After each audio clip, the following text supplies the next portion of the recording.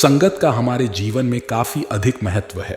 संगत सही रहेगी तो हमारे विचार सही रहेंगे, और विचार सही रहेंगे तो कर्म भी सही रहेंगे, और जीवन में सुख शांति बनी रहेगी। इसलिए सत्संग करते रहने की और अच्छा साहित्य पढ़ने की सलाह दी जाती है। सत्संग हमारे जीवन पर कैसे असर करता है, इस संबंध में गौतम बुद्ध की एक कथा प्रचलित है। बात उस समय की है जब गौतम बुद्ध काफी प्रसिद्ध हो चुके थे। वे रोज प्रवचन देते, जिन्हें सुनने के लिए काफी लोग पहुंचते थे। प्रवचन सुनने एक लड़का रोज आता था। वह गौतम बुद्ध की सारी बातें बहुत ध्यान से सुनता था। काफी दिनों तक प्रवचन सुनने के बाद एक दिन उस लड़के ने सोचा कि मैं प्रवचन तो रोज सुन रहा हूं, लेकिन मेरे जीवन में कोई बदलाव नहीं आ रहा है। बुद्ध बातें तो अच्छी बताते हैं, लेकिन कुछ लाभ नहीं हो रहा है। मुझे इस बारे में बुद्ध से बात करनी चाहिए। अगले दिन वह लड़का बुद्ध से बात करने की इच्छा लेकर पहुंच गया।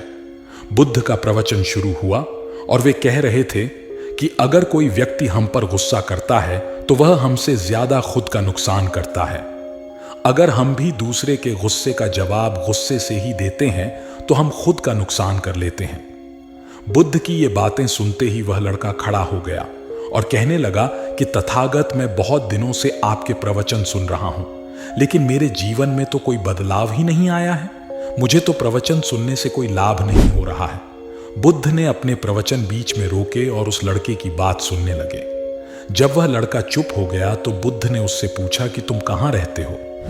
लड़का बोला कि मैं श्रावस्ती में रहता हूं। बुद्ध ने कहा कि श्रावस्ती से यहां तक की दूरी कितनी होगी और यहां आने में कितना समय लगता है?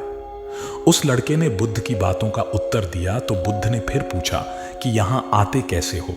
उसने बताया कि मैं कभी पैदल आता हूं, कभी सवारी का कोई साधन मिल जाता है तो उससे आ जाता हूं। बुद्ध ने फिर एक नया प्रश्न पूछ लिया कि क्या तुम यहां बैठे बैठे अपने घर पहुंच सकते हो? यह प्रश्न सुनकर वह लड़का और वहां बैठे सभी लोग हैरान हो गए। लड़के ने कहा कि यह कैसे संभव है? मैं बैठे बैठे कहीं और नहीं पहुंच सकता। इसके लिए तो मुझे ही चलकर जाना होगा।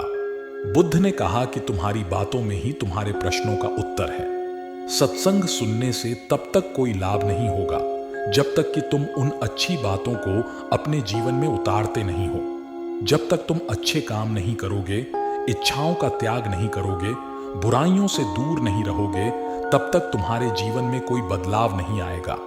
सिर्फ प्रवचन सुनने से, यहां बैठने से जीवन में कोई बदलाव नहीं आएगा। बुद्ध ने आगे कहा कि अगर तुम कोई अच्छा करना चाहते हो तो उसके लिए तुम्हें प्रयास करना होंगे, विचार करने से काम नहीं होगा। सत्संग में तुम्हें सही गलत बातों की जानकारी मिलती है, लेकिन उन्हें अपने जीवन में किस तरह उतारना है ये तो तुम्हें ही तय करना होगा। तुम्हें प्रयास करने होंगे, तभी जीवन में सुख शांति और सफलता आएगी। सत्संग करते रहने से हमारी बुद्धि पवित्र रहती है और हमारा मन गलत बातों से बचा रहता है। अगर हम सत्संग नहीं करेंगे तो हमारे विचार भटक सकते हैं। इसलिए अच्छी किताबें पढ़नी चाहिए, अच्छे लोगों की संगत में रहना चाहिए।